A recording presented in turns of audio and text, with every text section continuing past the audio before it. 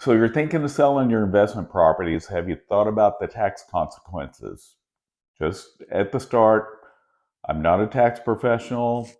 There's no legal or tax advice that I'm giving. These are just facts from clients I've worked with or currently working with. So I have someone I was talking to that was thinking about selling their investment property. And they didn't realize the type of taxes they could potentially be subject to, and you may not know. And there are different taxes or tax rates, I should say, that you're subject to based on how long you've held the property. There's long term and short term. And I just wanted to talk to you about that in detail. And again, this is not tax or legal advice, this is just educating you. So, potentially, when you sell something in the short term, you're going to be subject to whatever your current income tax rate is, may be higher because your income's going to be higher that year. You also need to talk to your tax professional and ask if you're subject to paying the 15.3% self-employment tax, which I have to pay as I am self-employed in real estate, and I pay my own Social Security tax. As an employee, you pay 7.65. When you're self-employed, you pay 15.3%, so it's double. Your employer's paying that other half when you're an employee.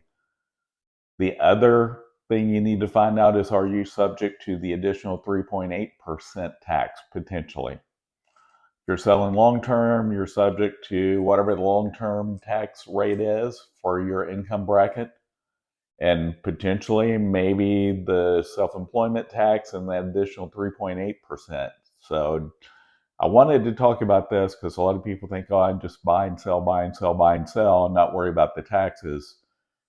Now, I'm going to talk about something, and this is not anything exhaustive. It's just mentioning this because I was talking to a person about thinking about selling their property, and they asked, what can I do to avoid taxes? And again, I'm not a tax professional, but there's something in the IRS tax code called a 1031 exchange. And what that does is when you sell an investment property that you've held for a certain amount of time, you're able to go visit a qualified 1031 intermediary and have them walk you through the process. You have 6 months to get the process done. Now, I did just remember something that I forgot about. When you do have a home when you own a home and you've held it for a long time, you're taking deductions, taxes, insurance, maybe HOA dues, maintenance. And there's something called a 27.5% straight line depreciation, which is all great. It's reducing your taxable income. There's also something called a recapture tax that may be due. So that's in addition to the other taxes I mentioned about. And I mentioned the 1031 exchange. With the 1031 exchange, you have specific deadlines and guidelines you have to follow. But when it comes to real estate, you sell them, do a 1031 exchange, and the tax liability is gone as long as you follow the rules. But of course, you do need to talk to an attorney, a tax professional, and of course, someone at a 1031 qualified intermediary, and there's several here in the Texas area. If you have any questions about that, I'm happy to connect you with some.